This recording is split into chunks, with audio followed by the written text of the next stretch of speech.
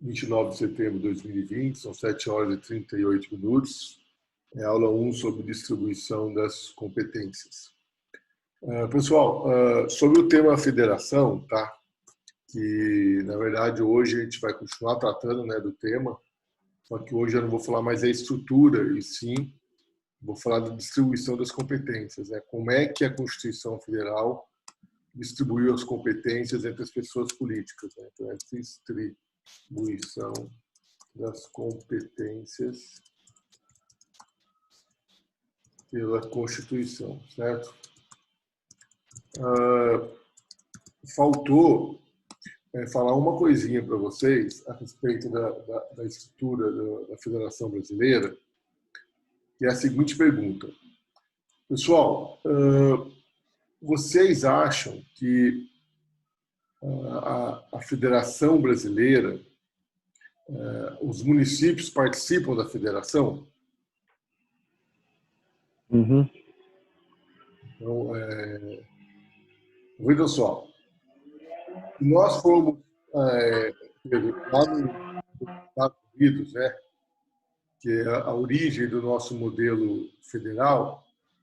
Se a gente for nos Estados Unidos, vocês perguntaram para um norte-americano o que é uma federação, ele vai dizer que na federação, né, é a forma de Estado através da qual coexistem, né, duas pessoas políticas de direito público interno, a União e os Estados, né?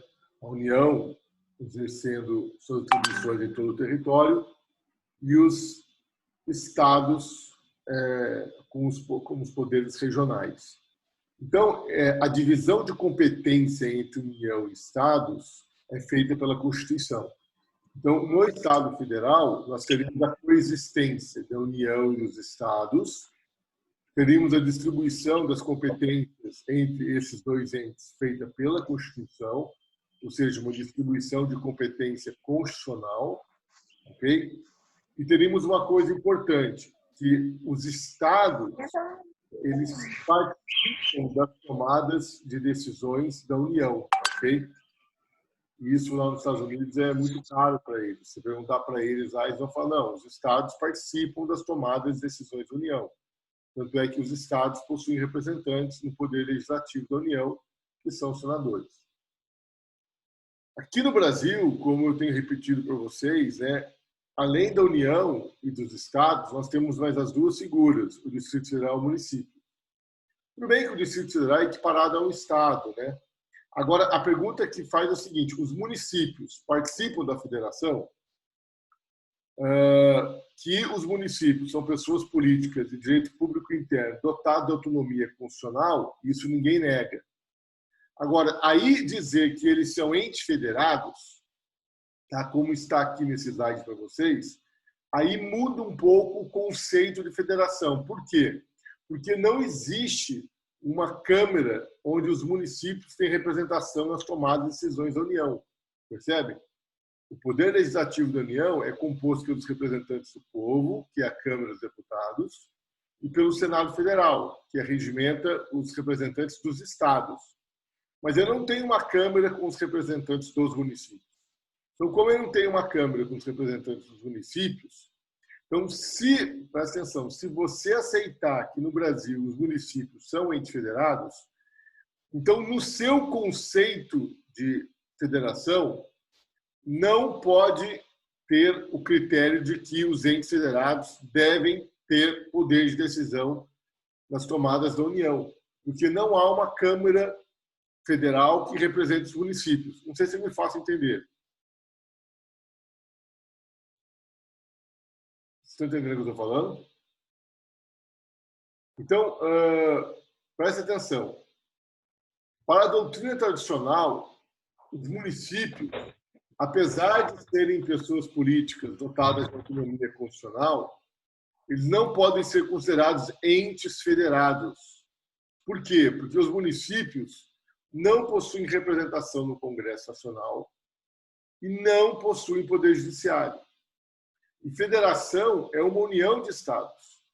Então, esses doutrinadores tradicionais, eles falam em estados federados e autonomia municipal.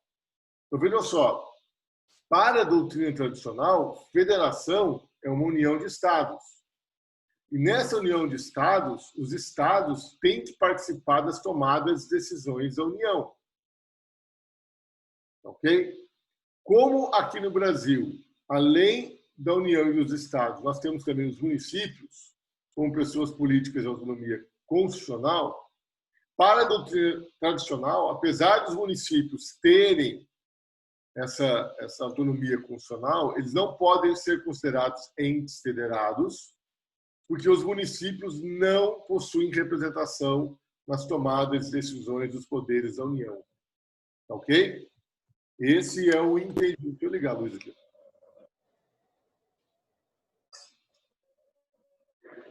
Esse é o entendimento corrente da doutrina tradicional.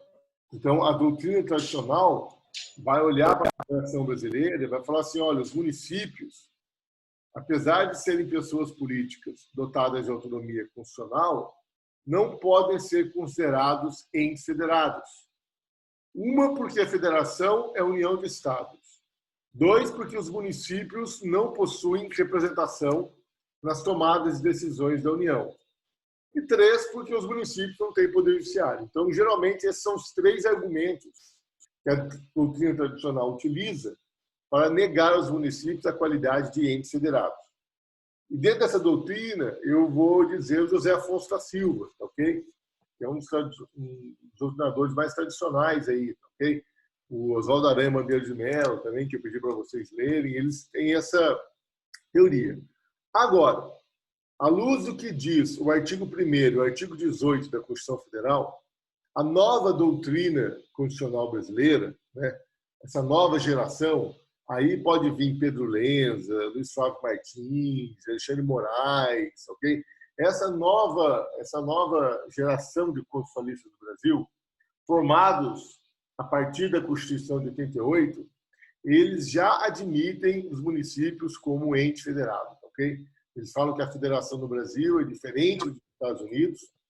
Aqui comportam 4 espécies de entes federados, além da União, os estados, o Distrito Federal e os municípios. E aí fica a minha pergunta, poxa, mas se os municípios são entes federados e eles não têm representação no Congresso, como é que fica a minha definição de federação? Então aí muda, tá, ok? Porque aí você não vai mais poder dizer que na federação existem pessoas com autonomia constitucional, sendo que os estados participam das tomadas de decisões da União. Porque aí, quando você fala que o município é um ente federado, e como o município não participa das tomadas de decisões da União, então você vai dizer que, na verdade, a federação é um país onde coexistem várias pessoas políticas dotadas de autonomia constitucional. Entenderam o que eu falei, gente? São 2 posicionamentos aí, tá? Eu diria hoje, se cair numa prova de concurso para vocês dizerem que isso é ente federado, tá? Para vocês falarem que municípios são entes federados, são pessoas políticas dotadas de autonomia constitucional, vocês têm que tomar só um pouquinho de cuidado com o seu conceito de federação, porque daí já não vai mais poder utilizar aquele conceito de federação que está no texto que eu passei para vocês do Oswaldo Aranha Bandeira de Mello. Porque ele vai dizer lá que os estados da federação sempre participam das tomadas de decisões da União. E os municípios não participam das tomadas de decisões da União, mas acabam sendo considerados entes federados. Tudo bem? Inclusive, esse é o entendimento do Supremo Tribunal Federal hoje. Ok? Alguma dúvida? Então, só isso que ficou faltando eu falar para vocês na aula passada. E aí nós vamos entrar hoje na distribuição das competências feitas pela Constituição entre as pessoas políticas. Então, gente, presta atenção, olha. Eu tenho dito para vocês que a Constituição Federal ela cria a República Federativa do Brasil, que é o Estado Federal Brasileiro. Aliás, a Constituição ela cria e organiza a República Federativa do Brasil. Ok. Nesse mistério, a Constituição ela vai criar também a União e ela vai passar a prever os estados, o Distrito Federal e os municípios. E como nós já discutimos, Os estados, os distritos federais e os municípios vão se auto-organizar através das suas constituições estaduais, através das suas leis orgânicas. Agora, quais são as competências da União? Quais são as competências dos estados, do Distrito Federal e dos municípios? Porque, vejam, eu tenho que ter uma distribuição de competências entre essas pessoas políticas. Porque se a Constituição não dizer o que cabe a quem fazer o quê, eu vou ter uma confusão entre essas pessoas e nós vamos acabar tendo uma briga entre as pessoas. Estão entendendo? Eu tenho que saber o que compete à União fazer, quais são as atribuições dos estados e quais são as atribuições dos municípios, né? Eu já dei uma dica importante para vocês, não é uma dica, né? É um norte, né? Que é a teoria dos motivos determinantes. Na verdade, é a teoria da preponderância, né? Eu falei para vocês assim, aqueles assuntos que são de interesse nacional, que são de interesse de todo o país, esses assuntos devem ser tratados pela União. Os assuntos que são de interesse regional devem ser tratados pelos estados. Os assuntos que são de interesse local devem ser tratados pelos municípios. E o Distrito Federal, como não é dotado de municípios, a rigor, o Distrito Federal fica com todas as competências municipais e quase todas as competências estaduais, porque existem 4 competências estaduais que foram vedadas ao Distrito Federal. Quais são elas? Poder Judiciário, Ministério Público, Polícia Civil Militar e Corpo de Bombeiros. Então, vejam só, a lógica do sistema qual que é? Questões nacionais, competência da União. Questões locais, competência dos municípios. Questões regionais, competência dos estados. E tudo aquilo que for competência municipal dos estados será a competência do Distrito Federal, salvo aquelas 4 exceções que eu já falei para vocês. Agora, vamos analisar detidamente quais são as competências, como é que a Constituição distribuiu as competências entre as pessoas políticas. Então, dá uma olhada aqui. Gente, quando eu falo em distribuição de competências, ok? Eu vou falar de distribuição de competências administrativas e distribuição de competências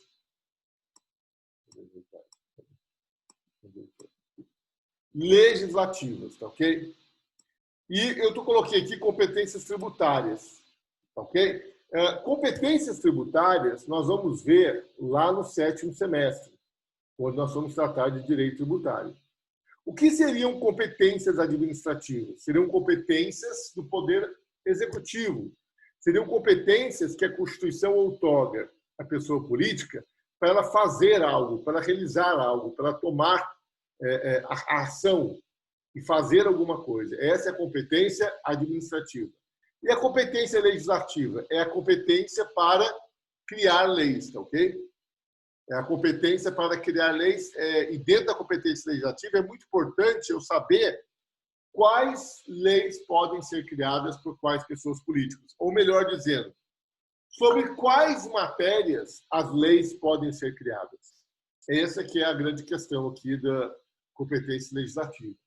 E lá no 7º semestre nós vamos ver que as competências tributárias envolvem tanto uma competência legislativa como uma competência administrativa. Bom, pessoal, existe a teoria dos poderes implícitos. Alguém já ouviu falar dessa teoria?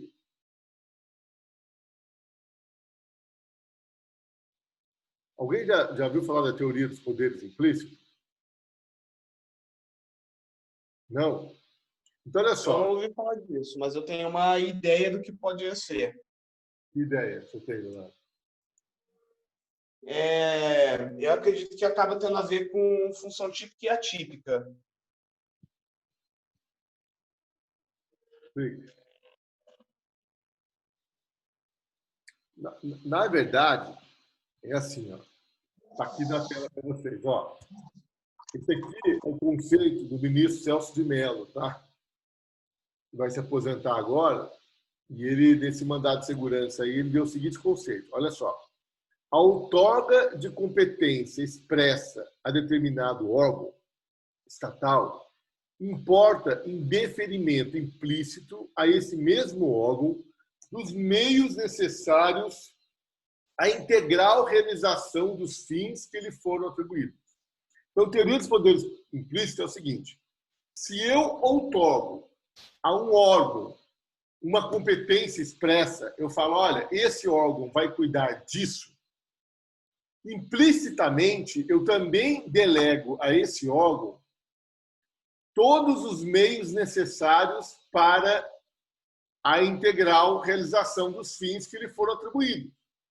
Então, se um determinado órgão possui uma competência, okay, que está expressa na Constituição, implicitamente esse órgão tem que ser dotado dos meios para alcançar os fins que expressamente lhe estão designados. Entenderam? Entendi, professor. Só que, veja bem, só que existe uma ressalva aí, ok? Porque os meios para se alcançar esses fins explícitos devem ser analisados à luz dos princípios da razoabilidade e da proporcionalidade. Então, veja só, se um órgão estatal possui, se a Constituição expressamente confere ao órgão estatal competência para realizar um fim, implicitamente, ela também delega a esse órgão estatal os meios necessários para alcançar aqueles fins. Porque se eu delegar, falar, olha, você vai fazer isso, mas se você não tiver os meios para alcançar os fins, então de que adianta eu lhe dar os fins? Estão entendendo? De que adianta a Constituição dizer que a sua competência é tal se você não tem meios para alcançar essa finalidade a qual você se presta? Eu vou te dar aqui 2 exemplos aqui, ok?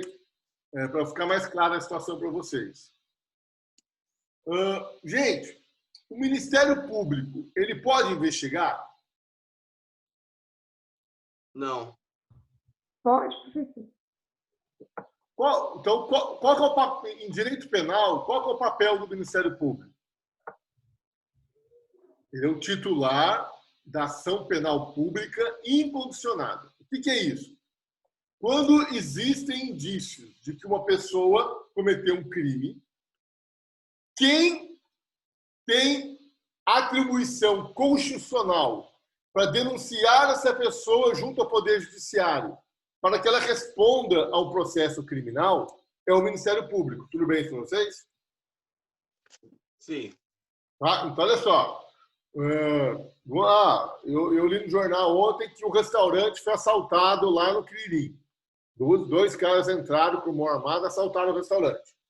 Então, olha só.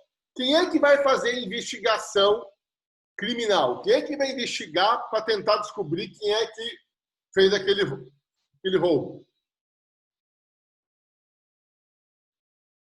Quem é? O delegado. A autoridade policial, exatamente. O delegado, o Vinícius, é a autoridade policial, tá? Então, é a polícia que vai investigar. E esse inquérito policial, ele vai culminar com um relatório. E esse relatório vai ser entregue na mão do Ministério Público. E se o Ministério Público entender que existem indícios de que uma determinada pessoa cometeu aquele crime, o Ministério Público vai denunciá-la, tudo bem? Então, esse é por isso que a gente fala que o Ministério Público é o titular da ação penal incondicionada, ação penal pública incondicionada. Pois não? Ok? Então, veja bem, ninguém pode denunciar essa pessoa a não ser o Ministério Público. Porque o Ministério Público é ele que é o titular da ação penal pública incondicionada. Bom, aí eu pergunto, se o Ministério Público tem esse poder, aliás, é um poder-dever, né, porque ele tem que denunciar as pessoas cuja polícia indica como provável autoria criminal, pode o Ministério Público investigar por conta própria? Não. Por que não, Vinícius? Porque o crime ainda já foi investigado pelo delegado. Perfeito. Mas suponhamos que o delegado não tenha feito nada. Pode o Ministério Público abrir um inquérito, ele mesmo, fazer uma investigação e, a partir das provas que ele colheu, ele ir lá e oferecer a denúncia? Aí pode, porque o inquérito ele não é uma peça fundamental. Então, mas essa que é a minha pergunta. Pode o Ministério Público fazer investigações? Aí... Oi? Ele pode, professor. O Pode, Ministério professor. Público pode investigar. Só que ele tem que usar só os membros do Ministério Público, ele não pode usar os membros da polícia para fazer. Então, mas veja bem, a Constituição não dá poderes ao Ministério Público para investigar, Karina. Dá poderes para o Ministério Público entrar com ação penal pública incondicionada. Por que ele pode investigar? Ele pode investigar, mas seguindo todos os critérios que a polícia judiciária seguiria. Ele tem que entrar naquele rol de até onde ele pode ir, entendeu? Então, sabe o que é isso, Karina? É a aplicação da teoria dos poderes implícitos. Porque, veja bem, a Constituição não diz que o Ministério Público pode investigar. Mas a Constituição diz que o Ministério Público é o titular da ação penal pública incondicionada. Pô, se o Ministério Público tem o dever de denunciar todos aqueles que cometeram crimes, é claro que um meio para chegar a essa denúncia é ele mesmo fazer essa investigação, percebe? Então, na verdade, o papel do Ministério Público, à luz da Constituição, não é investigar. É propor, ser o titular da ação penal pública incondicionada. Só que o Ministério Público ele vai fazer investigação, caso ele entenda necessário, ou caso a polícia não faça. E isso é a aplicação da teoria dos poderes implícitos. Porque se eu tenho o dever de denunciar aqueles que supostamente cometeram crimes, implicitamente eu também tenho o poder de investigar. Mas é claro que, para investigar, eu vou ter que me valer de todas as garantias. E aí eu trago para vocês aqui, dê uma lida aí nessa emenda aí, só um segundinho.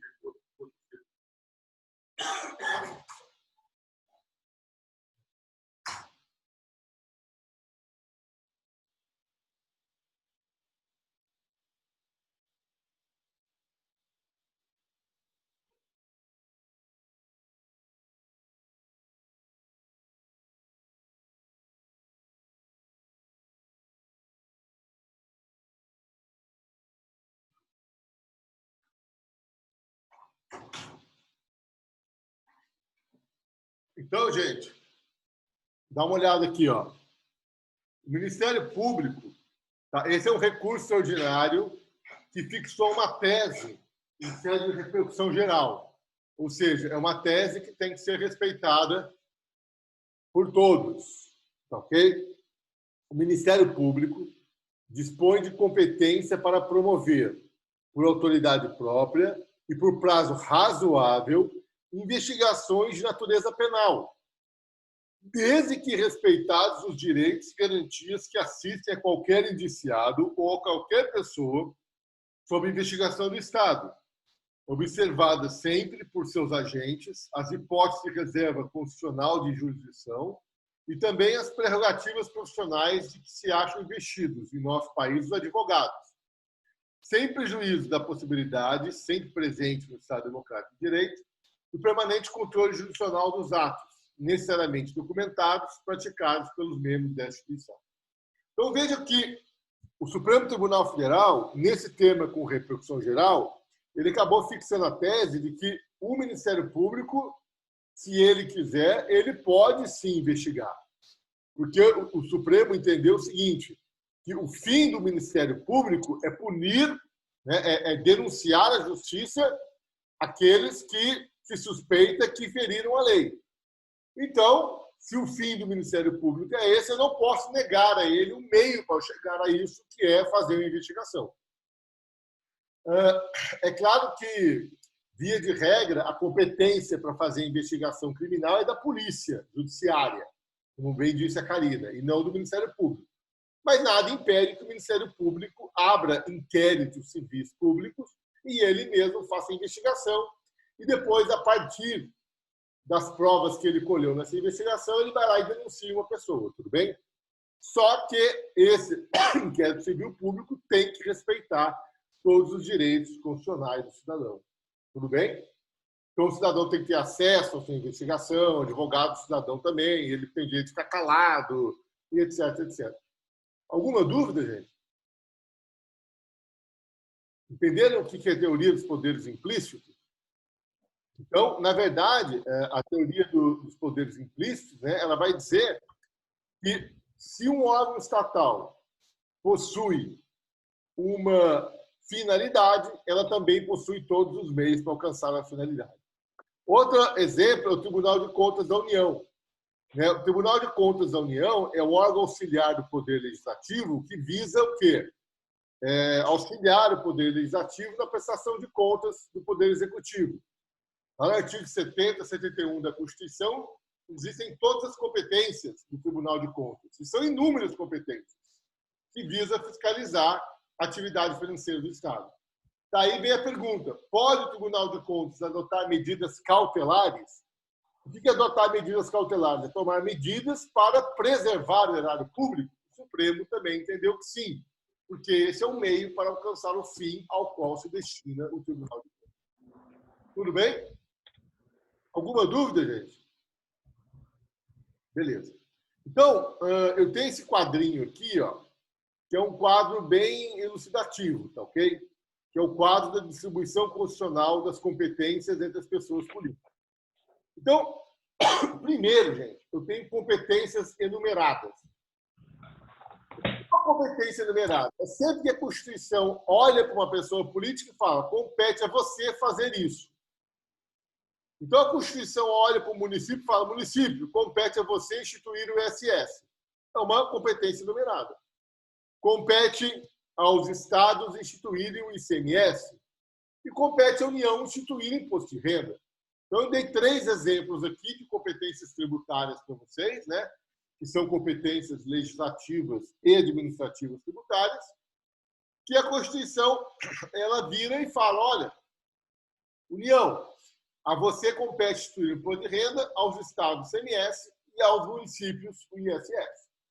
Então, vejam vocês que eu não tenho tempo aqui, e eu também nem saberia também dizer quais são todas as competências enumeradas, porque a todo momento da Constituição, ela olha para a pessoa política, ela fala, olha, pessoa política tal, faça isso.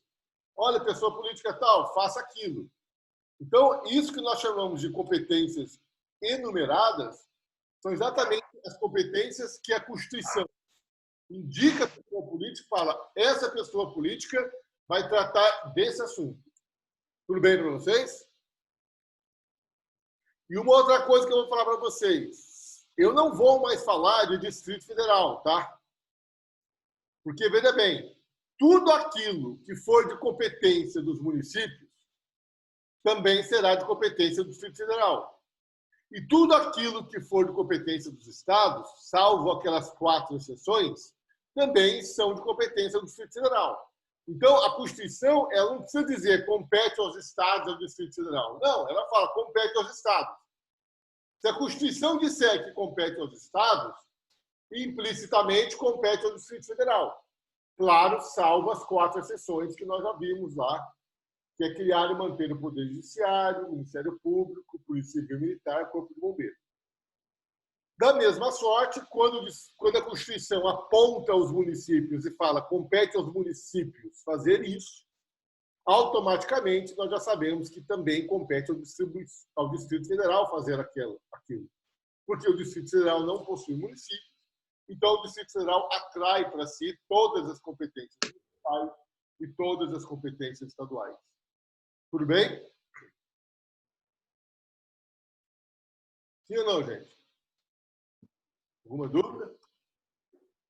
Então, olha só. Vou colocar aqui na lousa para vocês o texto da Constituição. Eu quero que vocês prestem atenção. Ó. Está dando para ver?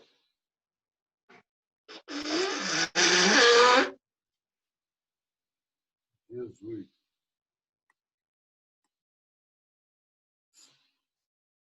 Olha só. Artigo 21 da Constituição Federal. Compete à União manter relações com estados estrangeiros e participar de organizações internacionais. Gente, quem é que mantém relações com estados estrangeiros e participa de organizações internacionais? A União É a União mesmo, Vinícius? é na figura do presidente. Então, na verdade, eu falei para vocês que quem participa de organizações internacionais e mantém relações com estados estrangeiros não é a União, é o Estado Federal Brasileiro, ou seja, a República Federativa do Brasil. Então, eu volto de novo aqui e insisto novamente com vocês, não confundam a República Federativa do Brasil, o Estado Federal Brasileiro, que é um todo, que é pessoa política de direito público internacional, com o ente federado União. O que ocorre é que os órgãos da União, ora atuam em nome da União, pessoa política de direito público interno, ora atua em nome da República Federativa do Brasil, pessoa política de direito público internacional. Tudo bem, Vinícius?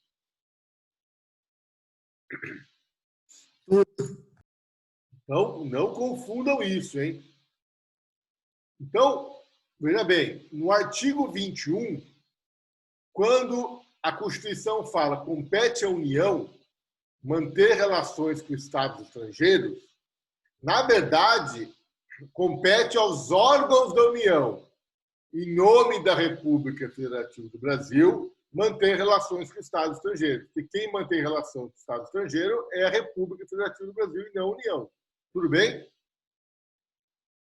Declarar a paz, declarar a guerra e celebrar a paz. Então, veja só. Existem aqui, no artigo 21, uma série de competências administrativas. Ó, emitir moeda, manter o serviço postal e o correio aéreo nacional. Tá? Existe, então, aqui uma série de competências administrativas. Agora, dê uma olhada no artigo 22. Compete privativamente à União legislar sobre. Opa, aqui no 22 já são competências legislativas. Então, veja, no artigo 21, eu tenho competências administrativas. E no artigo 22, eu tenho competências legislativas. Ok? Gente, dê uma olhada no artigo 22, inciso 1. Compete à União legislar sobre. Né? Compete privativamente à União legislar sobre direito civil, comercial, penal, processual, eleitoral, agrário, marítimo, aeronáutico, espacial e do trabalho. Vejam só, o artigo 22, o inciso 1 do artigo 22 da Constituição Federal confere mais competências legislativas à União do que toda a Constituição Federal a todas as demais pessoas políticas. Veja, a Constituição Federal foi extremamente benevolente com a União, porque entregou para a União a competência para legislar sobre direito civil, comercial, penal, processual, eleitoral, agrário, marítimo, aeronáutico, espacial e do trabalho. Tudo bem para vocês? Vejam como a Constituição... Oi. Professor, na verdade, deu para gente tudo, né? Tudo bem, professor? Hã? Não, tudo bem. Você perguntou se está tudo bem. Tudo bem. Então, eu vou derrubar a aula agora, que falta menos de 1 minuto, e já chamo vocês logo em seguida, tá bom?